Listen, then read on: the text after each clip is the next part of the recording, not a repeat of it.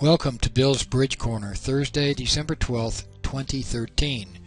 Class 50, Responding to an Overcall with a Strong Hand. This is really a continuation of Class 39, Responding to an Overcall. And most of the material here comes from Mike Lawrence's complete book on overcalls. Some comes from other sources, and you and your partner may want to discuss a couple of intrinsic differences, which I'll try to point out as we go along. First of all, let's cover the limit raise and no trump responses. One no trump response shows about 8 to 11, maybe a bad 12. It's quite a large range because it depends on several factors. At the low end, you might have a very good stopper. A 2 no trump response shows 12 to 14. Remember, at the 1 level, your partner is not showing that really is that strong a hand, so the strength is increased over responding to an opening bid. Remember the Snapdragon double of Class 39. If right-hand opponent bids a new suit and you double, that's another possibility of what you might be bidding. Now, people play the Q bid and the jump Q bid a little bit differently. A jump Q bid, according to Mike Lawrence, is a limit raise or better with 4 trump. Some people play it as a mixed raise. It's better than a preemptive jump raise, but not as strong as a limit raise. Discuss this with your partner. It depends in part on how you play the Q bid, which we'll cover shortly. The responsive double. A responsive double is a takeout. It's similar to a negative double. It shows enough strength to compete, and it shows strength in the unbid suits. As usual, support with support. So it implies you do not necessarily have support for partners' overcalled suit. There are 2 versions of the responsive double.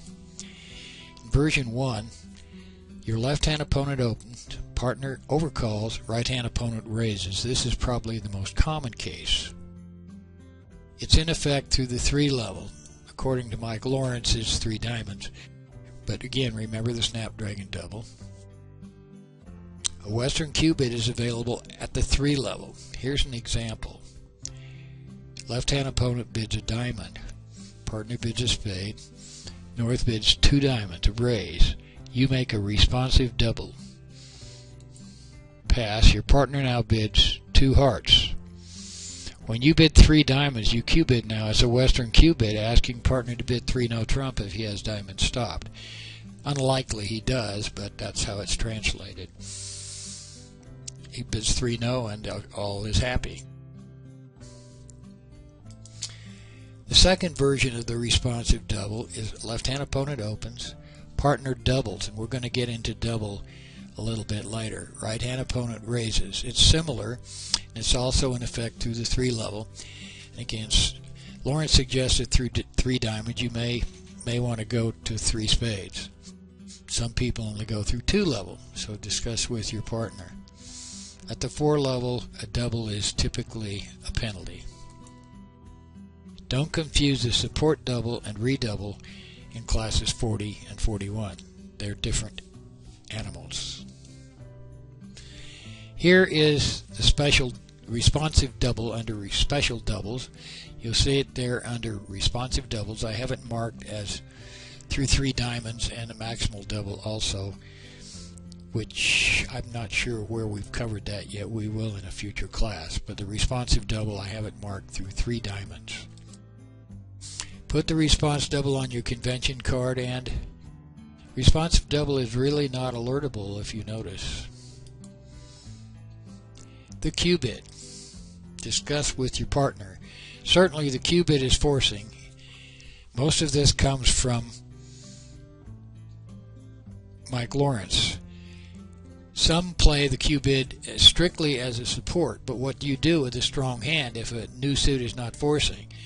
Consider it forcing but ambiguous. It promises to bid again below the raise of level overcaller suit. It might mean any one of the following situations. It might be a strong raise of partner suit. You may want to show a game force in a new suit because you can't just bid that new suit is not forcing. Or you may have a strong hand and you don't know where to go. In any of those cases, you Q-bid. And because the Q-bid is so ambiguous, overcaller must be careful in his rebid. What should he rebid? He should assume partner has the weakest hand possible, a strong raise. That's what he's expecting. And as such, if partner has something different, he'll say so in the next round. That's you, the Q-bidder. Here are the overcallers rebid after a Q-bid. With a minimum, overcall, rebid your suit. Partner can pass, raise, or raise to game. A new suit shows distribution, not necessarily extra values, and partner will bid again. He's required to bid again. 2-no trump shows over a minimum with a stopper. Opening strength, or roughly. May not have stoppers in all suits, but certainly in the opening suit. A Q-bid, it's on top of a Q-bid, shows values plus a half stopper in the suit. Possibly play 3-no, possibly not. And a jump rebid of your suit shows a great suit. It's forcing to 3-no trump or the 4 level at the very least. Overcallers rebid continuing if partner's Q-bid is doubled. A redouble shows a half stopper or better plus over minimum strength. With an awkward hand, you may manufacture a second suit, hoping to maneuver to 3-no trump. So, Q-bidder, beware, that second suit may be manufactured, especially over a double. Responser, be careful. Advancers rebids. With just a raise, rebid is a raise to the level you expect to make. Bidding a new suit is forcing to game and shows a very strong suit. Because new suit is not forcing, that's how you do it. Following up with 2-no trump or 3-no trump is natural. It shows a stopper or at least a half stopper if partner is shown a half stopper plus. Tomorrow, we're going to switch around from the overcall to the double, responding to a takeout double over interference. In class 25, we covered the basic response to a double, remembering that a takeout double partner is pretty much forced to make a bid. What happens if the opponents interfere and make a bid of their own? Then, again, we're in a competitive situation and we have things to discuss.